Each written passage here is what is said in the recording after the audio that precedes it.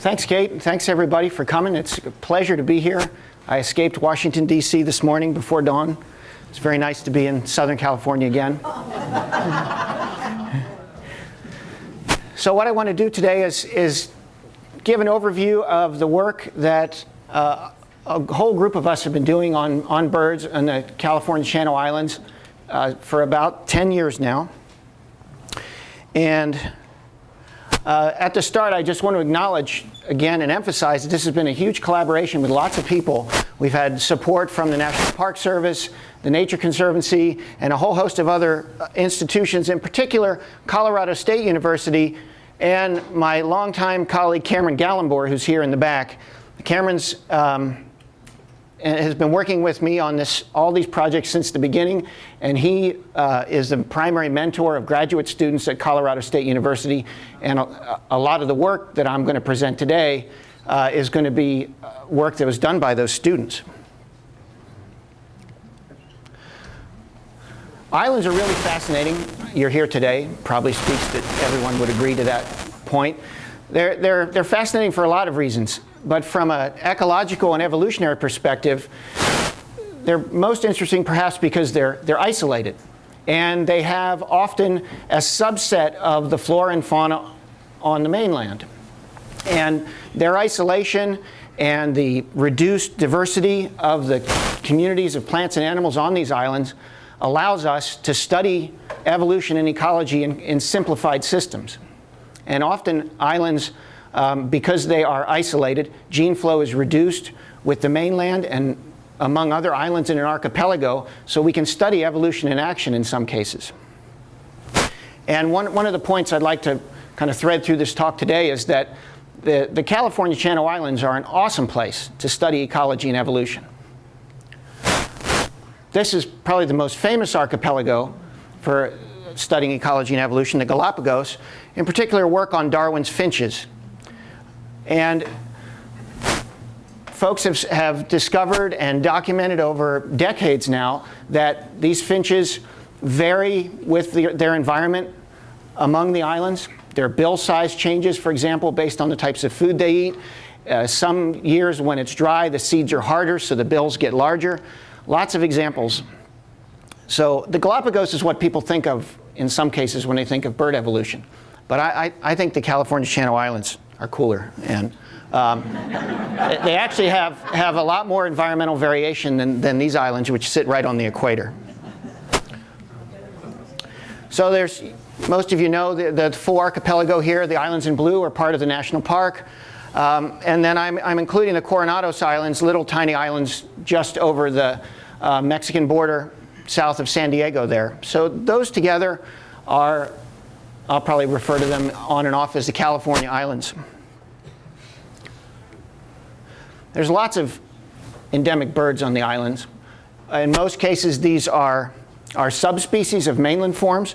The island scrubjay is a notable distinct island species, but all of these populations are distinctive in some way from their mainland conspecifics and relatives. In red, I indicate places where some of these species have gone extinct. Spotted towhees are extinct from San Clemente Island. Song sparrows extinct from Santa Barbara, San Clemente Island. And a lot of these populations, the ones in blue, are of management concern because of small population size or just a very limited distribution, perhaps on only one island. So it's a nice subset of the mainland California fauna, avifauna. And Cameron and I, together with our colleagues and students, have been studying 3 species since 2002. We started with the orange-crowned warbler, then got into the island scrubjay, and now we're also working on the song sparrow. So what I want to do is just go through some of the work we've done and highlight some of the interesting discoveries we've made. start out with the orange-crowned warbler, the most beautiful and dynamic of the island species. Many people, my brother chastises me. He said, you couldn't have picked a more boring species to study. But they're pretty neat little birds. And the question is, why did we get into studying orange-crowned warblers? Why was that the first thing of all the glory of the Channel Islands? Why did we come out here and study orange-crowned warblers? Well, Cameron's an evolutionary biologist, and when I was a graduate student, Cam was a graduate student, we talked a lot.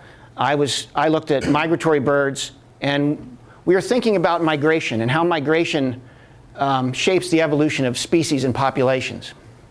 This is a famous paper that Cameron published a while ago, 2001.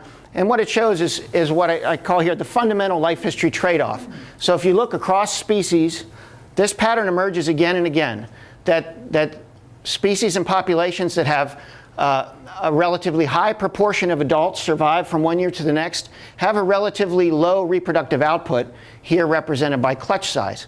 So this relationship helps us understand and think about how species invest in survival and reproduction, and how these trade-offs between survival and reproduction may vary with the environment. So this is what got us hooked on the Channel Islands in the first place. And in particular, we are wondering how migration shapes life history.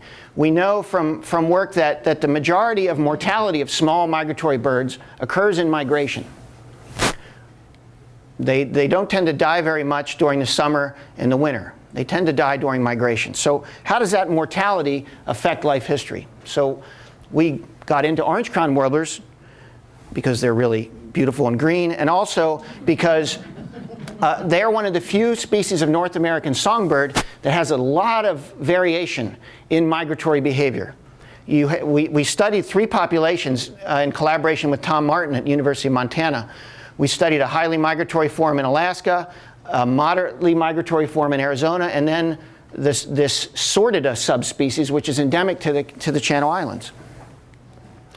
This shows the migration distances in kilometers. The island birds tend to stay put. They might go to the mainland, but some stay out there year-round. So our hypothesis was that variation in migration distance would affect their survival, and thus affect other ways they make a living. The breeding season also differs. In Alaska, they have to get all the way up there and back. Their breeding season is really short, 50, 60 days. California, they're kind of hanging out. They can breed for months and months and months and some years. We've had them start in February, and they're still going in June, and the poor field crews are completely burned out. but in other years, they finish early when it's dry. And Arizona's in between again. So we studied these populations. We found nests. We color-banded birds. We looked at survival for several years in all these systems. And in fact, we found that adult survival decreases with migratory distance. So the Alaska population has relatively low survival. Again, this is the proportion of adults that survive from one year to the next. Catalina Island, where we studied them for 9 years, has a very high survival rate. This is what you'd expect from tropical species. It's very high for a 8-gram bird to have so many survive from one year to the next. We were really surprised. And similarly, we found that clutch size, which is a good index of reproductive effort, was also related to migration distance. The long-distance migratory forms in Alaska had lots of eggs, and on the islands, very few eggs. Again, more like tropical species. So it's really interesting that these islands have this non-migratory population, and we can study their biology without this effect of migration mortality on them. So we did lots of stuff with orange-crowned warblers. John Knapp remembers all the nests we found and trudged in Bulrush Canyon on Catalina Island in particular, and also on Santa Cruz Island. Orange-crowned warblers are a member of a genus, used to be vermivora, then they changed it to Oreothlippus. It's a good Scrabble word. This genus is almost entirely a ground nester. Orange-crowned warblers, throughout their range, are pretty much strict ground nesters. But on the Channel Islands, they differ. And we were interested in that, and we're really excited about it. So here's a female on her ground nest, trying to be invisible.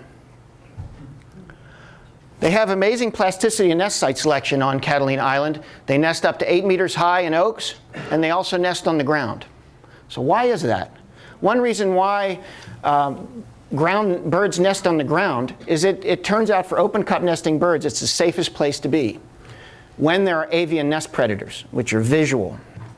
On the ground, you're hidden. So where there's avian nest predators, the least safe place to be is in the shrubs. The ground is the best place.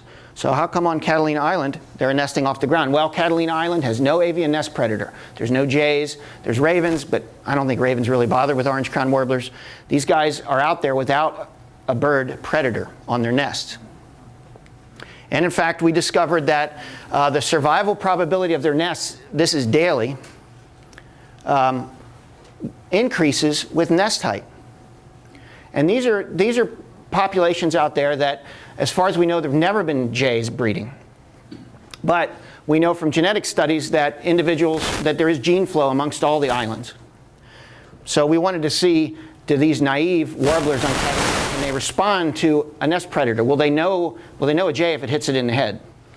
And we tested that by going into territories where we found nests, we found places where females were building their nests. And for some, we had a control where we just went in and looked at them. Others, we put a house finch decoy and played house finch song. And the others, we had a scrub jay mount, a western scrub jay from the mainland, and did scrub jay vocalizations. And lo and behold, every female warbler exposed to cues of the jay, they all nested on the ground, on Catalina Island, where there's no jays. We were really excited about this result.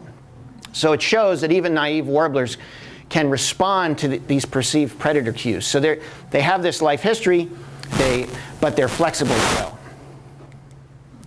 What happens on Santa Cruz Island, where there's jays looking for nests? Jays love nests. They love eating everything. So we went there and found nests on Santa Cruz Island and wanted to see, can the warblers moderate their behavior based on their perceived risk of scrub jay predation. And this is Dr. Helen Sofair. She's a recent graduate from Cameron's lab. So she went into territories, and this is the proportion of surveys in territories that detected scrub jays. So here they didn't detect many, here they detected a lot. And this is the visitation rate. Adults going to the nest, bringing food. I mean, you can imagine how a bird might watch for that, a predatory bird. And you can see that in both years where she studied it, the warblers were able to moderate their behavior to accommodate this increased potential risk of predation. So again, it shows how these island populations are quite plastic. And doing all this got us really interested in scrub jays. And we've been working on them probably, pretty much nonstop since 2007. Island scrub jays are very interesting for a lot of reasons, and I'll just give you some highlights of our work on those guys. First off, the island scrub jay is considered a distinct species. In casual observer, it might not be immediately obvious why they're different, but when you put them next to a mainland jay, you can see that the island jays are bigger, they have a heavier bill, they have a little nice jaunty blue patch there in their cheek, and for the serious fanatic, they have blue undertail coverts, whereas the western jays don't. And the latest genetic evidence says that these island jays diverged from a common ancestor with the mainland jays potentially over 500,000 years ago. So they've been out there on that island isolated as the glaciers came and went, the sea levels rose and fell multiple times. They've been out there doing their thing. Back in the day, or multiple days, as the sea levels, when they were low, there was all the northern islands were into one big landmass called Santa Rosa, and jays were almost certainly over most of this. Some subfossil bones have been found on several of the islands. So back at the glacial maxima, the jay distribution was very large. Today, they're only found on Santa Cruz Island. There's some tantalizing evidence that perhaps they were on Santa Rosa into the ranching era. There's no specimen in a drawer, there's no smoking gun, but there is a note from a Smithsonian collector, so of course I have to respect him, who talked to a ranch manager, although he wasn't really working that hard. He was out there for 2 days, but he talked to the ranch manager who ran Santa Rosa Island, John Moore, out there for 20 years or more, and John Moore said there were jays there, but Clark Streeter never saw them, no one ever collected them, who knows. Now they're only on Santa Cruz. How many island jays are there? This was the question one of the first questions that motivated us, especially with the rise of West Nile virus here on the coast. We were worried about the jays. A fellow named Charlie Collins was worried about their numbers. There were some estimates of population size. Frank Patelka, famous ornithologist from Berkeley, went out there, took off his tweed jacket and proclaimed that there were 5,000. And then Rod Kelsey and Charlie Collins, they were studying a small number of territories, and they extrapolated that to the size of the island, and they came up with 12,500 jays. And that number stood for a while. People said, oh, plenty of jays. Let's not worry about it. We were still worried, so we maybe went a little overboard, and we put out 307 random points on Santa Cruz Island, based on some releve plots that Catherine McEachern set up. We did a subset of those. We flew people around the island in a helicopter, dropped them off. They did counts, spring and fall. It was quite the effort. And we did a bunch of statistics. And we wanted to model scrub jay abundance based on habitat. We used these 4 basic habitat classes: grass, scrub. Chaparral is the one that matters the most. That's mostly oak. That's this dark green here. And the darker forest is basically bishop pine. So jays are oak mutualists. They're found in oak chaparral. So we put all our numbers together, brought in a statistician, and bam, there's what we came up with. That's how many island scrub jays there were based on our estimates. Way fewer than we thought. So about 2,300 jays. Makes it one of the rarest songbirds in North America, rarer than things that are listed as endangered species like Kirtland's warbler. But unlike some of those species, these jays are in the national park. There's no malls being built in their habitat. We wanted to know what were the jay numbers like back after the sheep and cows were taken off. The island was pretty thrashed by ranching for many decades. And the amount of chaparral was greatly reduced. There was a lot more grassland. So we took our habitat model and we applied it to this former landscape. And we asked, how many jays were there back then? 1,500. Huh. So a lot more jays now than then, given our data. So how'd they grow so much? How'd the population grow so much? So that got us interested in what jays do. Jays like acorns. If you've watched them, they're just relentless. They harvest them, harvest them, harvest them all day long. They never tire. They harvest them even when they're not hungry. They harvest them and hide them. And Joseph Grinnell, another Berkeley ornithologist, pointed out that they were uphill planters. They bring the acorns against gravity, so they outplant. They help the acorns disperse. Mario Pessendorfer, who's a graduate student in our group, he followed jays around maniacally for 3 years. And one jay will cache 1,000 to 9,000 acorns a year. And we tried to figure out how many they recover. It's impossible. We tried putting little radio transmitters in them. Jays wouldn't have it. They picked it up, they threw it. But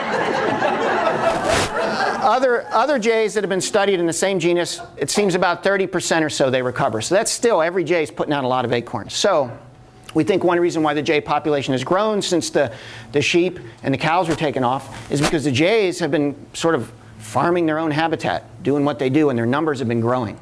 So that's great. It's really, I think it's a hopeful note. It shows, I think, positive value of the management, the wise management that's gone on these islands. Now, I've been talking about the oaks, but scrub jays also occur in pines. There's still some relictual pine stands out on the islands, bishop pine primarily. Jays are found in the pine habitat, and they also forage in the pines. When the cones go to the ground and open, the jays will hammer on them The pine seeds are tiny, but we think they get insects out of the cones. And we also know from studies of mainland jays that there's variation in the bill morphology of jays depending on what kind of habitat they're in. The oak jays tend to have a shorter bill. The pine jays tend to have a longer bill. This is a pattern that was seen over basically the coastal population of western scrub jays with the Great Basin population. And we wanted to know, well, do we see any hints of that on Santa Cruz Island? This is the work by Katie Langen. Some of you may have met her. She's finishing up her dissertation with Cameron, and she did a lot of studies. She herself color banded 20% of the entire island population of scrub jays and took little blood samples and did a huge amount of genetics, measured their bills, digitized them. Phenomenal amount of work. So we wanted to know, is there evidence for local adaptation on Santa Cruz Island like we see on the mainland? They've been out there for 500,000 years. They clearly don't go very far. So we wanted to know, can we find evidence of that in their behavior, in their ecology? Katie measured lots of jays. She had them bite a dowel with a standard mark. No jays were harmed in the making of these data. So this map shows where the pine stands are. Sorry, it's a little small, the green spots. Pines and acorns. And so what she found, here's the 3 pine stands, western, central, and eastern.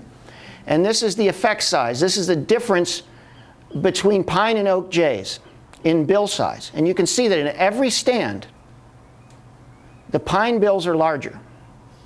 It's subtle, but it turns out to be a pretty big difference in bill size relative to the jay's own bill. It matters, we think, ecologically. They're doing something different.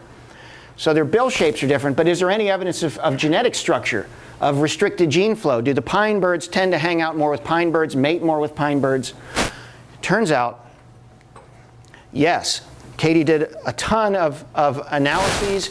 So this map is a little cosmic here. Santa Cruz Island. These colors show a gradient in essentially genetic relatedness. So the jays on the isthmus are all the same color. The jays at the far west end of the island are all the same color. So what this means is these jays at this end of the island are more closely related to each other than they are to jays over here. It also says that these jays, very few, if any of them, make the pilgrimage to the west end of the island. They don't move much. And this is fascinating and very unexpected to have this level of genetic structure on the island. And it repeats in the 3 separate pine stands. But each of these pine stand jays are more closely related to the oak jays nearby than to the other pine jays. That's the other fascinating piece. This is an independent pattern that jays just have in them to form this bill shape, and they have limited gene flow. The one interesting piece is the Christie pine stand, the biggest. Those jays are the most genetically distinct. So it's sort of an arcane thing, but the difference between the jays in the Christie pines and the immediate adjacent oak jays is equivalent to about 3 kilometers of distance. So they stay put. Katie's working this stuff up now for publication.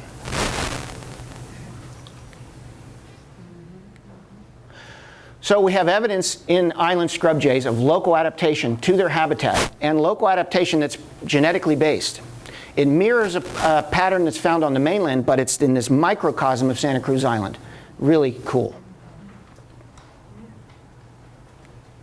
The final bird I wanted to talk about is the song sparrow, a common bird. Probably most of you have them lurking around your house. I have them in Maryland. They're everywhere. There's over 30 recognized subspecies. This is a sparrow that we caught last month on San Miguel Island. These are the most genetically distinct of the island sparrows, we think. They're very gray relative to the mainland birds, very gray in the head. So just a couple interesting tidbits about the song sparrow. Song sparrows exist now on the islands in green. They got to Anacapa on their own. First documented breeding record was a year or 2 ago. There's no records of breeding sparrows, even though there was lots of collecting in the past. They've never gotten to Catalina Island. I'm not sure why. They used to be on Santa Barbara Island and San Clemente Island and the Coronado Islands. They're now extinct due to a multivariate plague of cats and rabbits and fire and other apocalypses. They're gone. You have to do a lot to a landscape to drive a song sparrow extinct. They're pretty hardy and they're generalists. So we're interested in understanding the song sparrow populations on the islands and also thinking about, well, can we bring them back? This is work that was done by my late boss, Russ Greenberg, and a colleague, Ray Danner. This is a bit of a complex figure, but what it shows is that bill size compared to island size and temperature. Russ measured thousands of song sparrows, thousands. So he liked measuring things. So island size is here, and this is the surface area of the bill calculated based on a series of measures of the bill. So surface area of the bill against island size and maximum mean high temperature. You can see that bills are smallest on the small, cool islands and largest on the large, warm islands. This relationship between bill size of sparrows and temperature in particular is found across North America. Russ looked at many species, not just song sparrows. So this is a pattern, again, that's widespread across North America if you look closely enough. But here on this archipelago of the Channel Islands, we see it. Pretty much the same spectrum of variation, but right here on these little islands. So what's going on? Well, it turns out that the sparrow bill is a heat radiator. This is an image of a song sparrow put in a thermal chamber.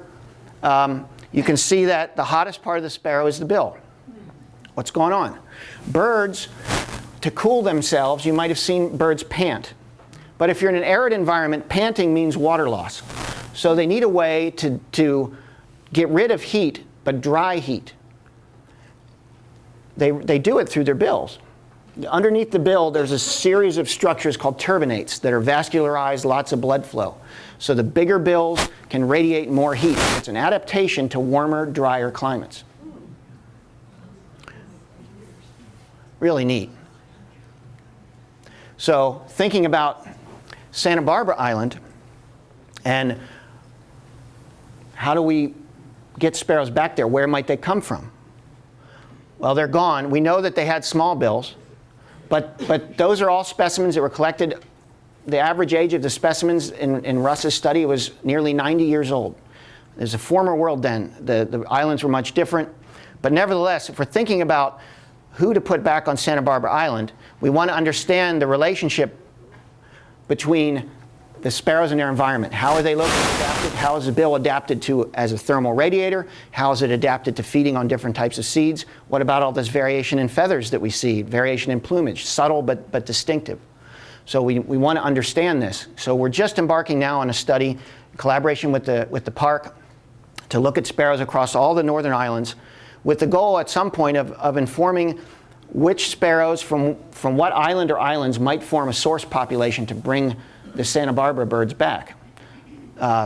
There's no one left there now. This would be a new introduction. But Santa Barbara now is kind of beat up. If you've ever been out there, it's not a lot of veg. It was, burned and eaten by rabbits and whatnot. But the park is working on restoring it. There are places where they're actively getting rid of invasive vegetation like this ice plant, starting to plant some of the shrubs that the seabirds need, like boxthorn, but we also think that's going to be good habitat for sparrows. So we're excited to start working on this more to understand how restoration of Santa Barbara Island is going to create sparrow habitat, and perhaps how our understanding of sparrows could help inform the restoration of Santa Barbara Island. We've got some time to think about it. The vegetation is going to come back tomorrow. So we have a new grad student of Cameron's who's starting the Sparrow project. She's coming out next week to get going. We're really looking forward to that. This is a picture of the Channel Islands, California Islands from space, showing an awesome marine layer of fog. And I just wanted to emphasize that the island environment and all the variation that we see out there is in large part driven by temperature and moisture. And fog is a huge component of moisture out there. The smaller islands tend to be colder. They tend to be more fog shrouded perhaps.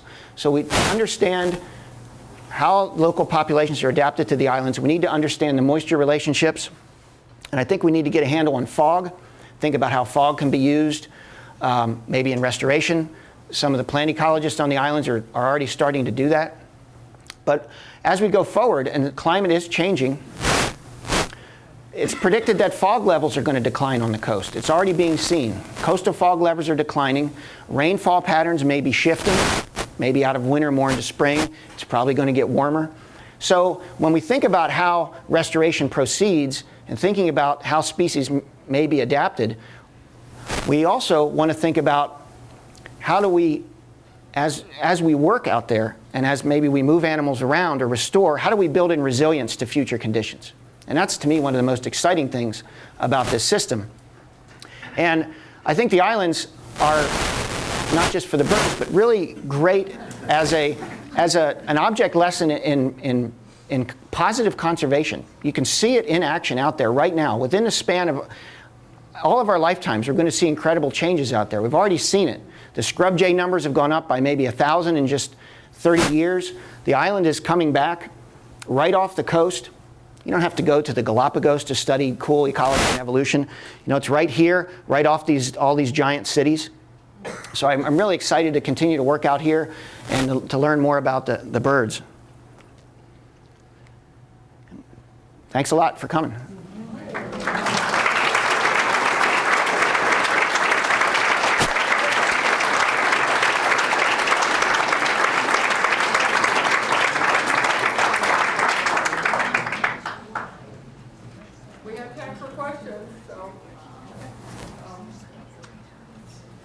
Yes? The pygmy mammoths and the island foxes decreased in size as they evolved. Why would the scrub jays become larger? Yeah, that's a great question. So the question is, why do some species get larger on islands and some species get smaller? It's called the island syndrome. And generally, the pattern is that big species tend to get smaller and small species tend to get bigger. There's less diversity, there's less species, there's more open niches, so organisms are filling them. So the jay has gotten bigger. I don't know about well, the sparrow's actually bigger. The island sparrows are distinctively larger than the mainland sparrows, even right here on the coast. Yes? How about the color variation on the jay? Is the island jay much bluer? Is that color contrast? Yeah, it's bluer. It's noticeably bluer. Not sure why, but it's very evident in the hand, especially in the fresh molted feathers. It could be that there's more sexual selection there. Maybe there's been selection. Females prefer brighter and brighter males. We don't know. That's another cool topic for study some point. Cameron, we need to get on that. Yes. On the island, is there less food types available compared to the mainland? In other words, could the island jays be eating really fatty food and getting really fat? No, that's a great question. So, yeah, are the food types different on the island than the mainland? We did one comparison with the caterpillars that orange-crowned warblers eat. We looked at the caterpillar quality on the islands versus the caterpillar quality in Alaska. And the island caterpillars had more protein.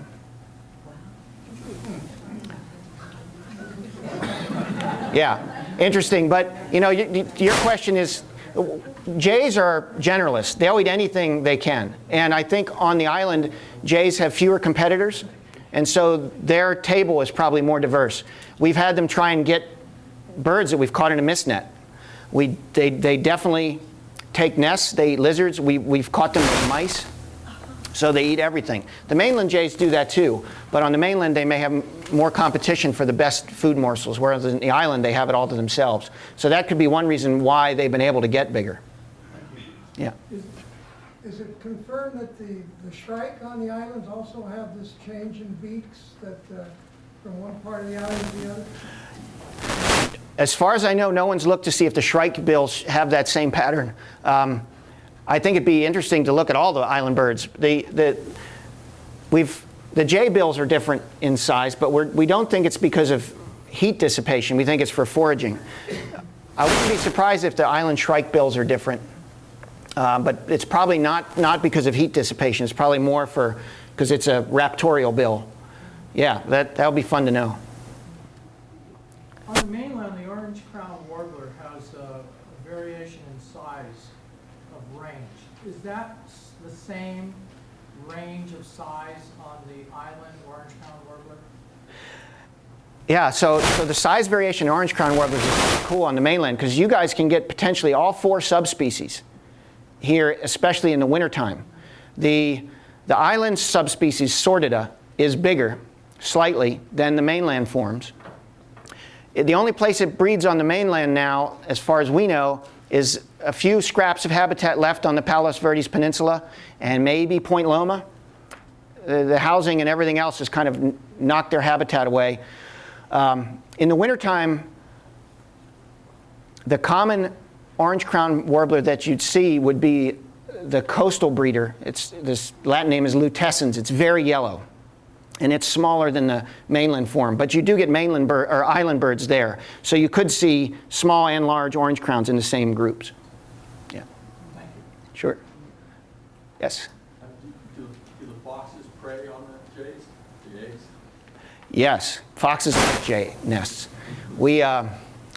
We've put video cameras on nests to try and get a handle on what eats jays. Turns out everybody likes to eat jays. I think everyone likes to eat everything. So we have video of foxes taking nests. We think they're an important nest predator. We also have other jays taking jay eggs. So perhaps they depredate each other's nests. We have gopher snakes getting up there. We have Cooper's hawks. Skunks probably get up there, although we don't have them. Do we have them on? No. We haven't seen skunks. Buick's wrens are kind of little thugs, and they spear jay eggs. We've had jay eggs with the wren punctured a hole in them. And I think it's comeuppance, because you know the jay eats the wren too. So, yeah, but I would guess that foxes are probably the most important nest predator of jays, because they can climb the trees. Yeah. Yes? Is the variable of water, fresh water on the island have any effect on the habitat or the ecology?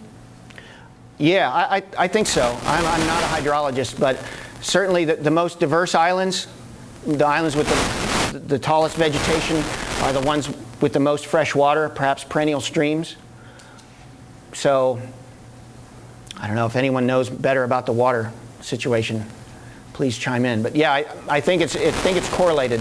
There's a correlation between availability, and diversity, and vegetation stature out there. Yes? I'm going to plug for fog. If the fog is creating good-sized droplets at certain times of the year, do you have evidence of the birds moving around to take advantage of drinking fog droplets? We don't, yeah, do we see birds drinking fog? We see birds bathing in the fog. It's kind of neat to see.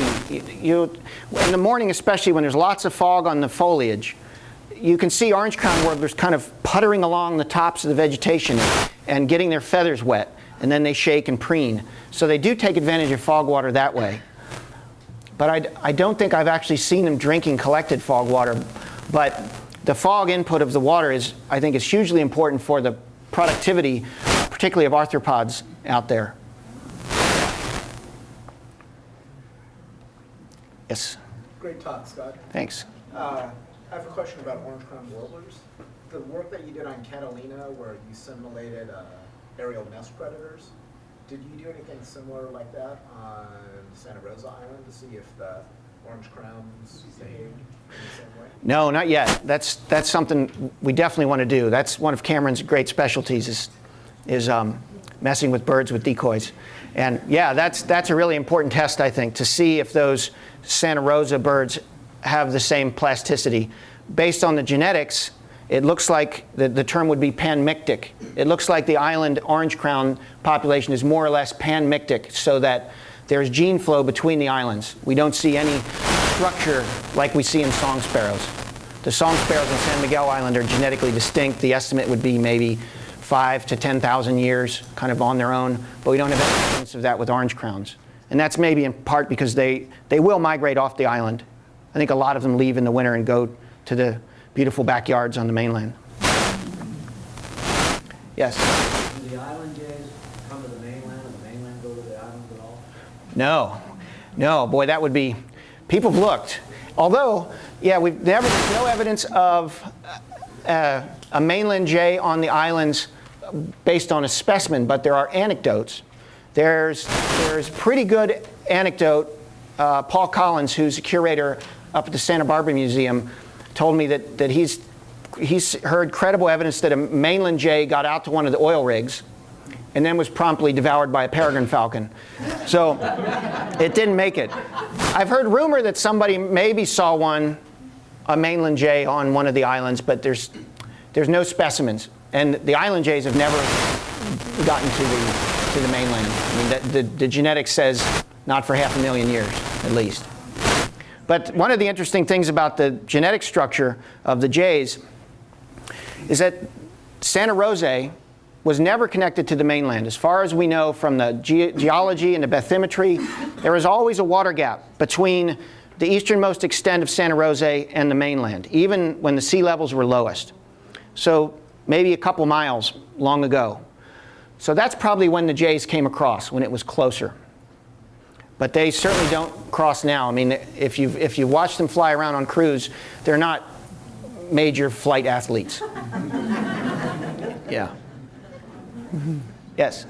Are there variations in the types of songs that the birds sing on various islands, or the mainland variations? Yes, I think there's lots of song variation.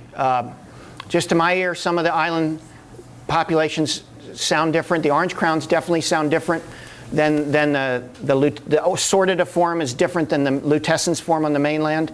I think the black phoebes sound different. That's a project we want to embark on, and the new student who's doing song sparrows is going to be doing recording on all the islands to see how this vocal signal, the song, differs. There's been lots of work done on other sparrows of their song patterns. But yeah, we think there's going to be a lot of subtle variation in island song. Yes? What's the restoration philosophy in reintroducing extinct species onto places where they aren't? If you're going to Santa Barbara with one, can you go back to Santa Rosa with another species? Sort of philosophical questions maybe are beyond me. I think that, for example, song sparrows, we know that they were on Santa Barbara Island. We know when they went extinct. There are specimens that were collected into the 40s. So there's clear evidence that we did it very recently. The jay on Santa Rosa Island is a scribble in a notebook. There's no specimen in a drawer. So I think there's a spectrum there of what belongs and what doesn't. And that's an active topic of discussion. You know, there's reasons to put something on an island ecologically. For example, the jay could perhaps revegetate an island because it can carry acorns around. But what would be the consequences of putting the jay there? Some of us have published an idea that we should think about putting jays back on Santa Rosa Island. And before that would ever happen, there's a lot we'd want to know about it. We'd want to know, would the local birds have the plasticity that they do on Catalina Island? Could they respond to a new predator? What about the lizards? All these things.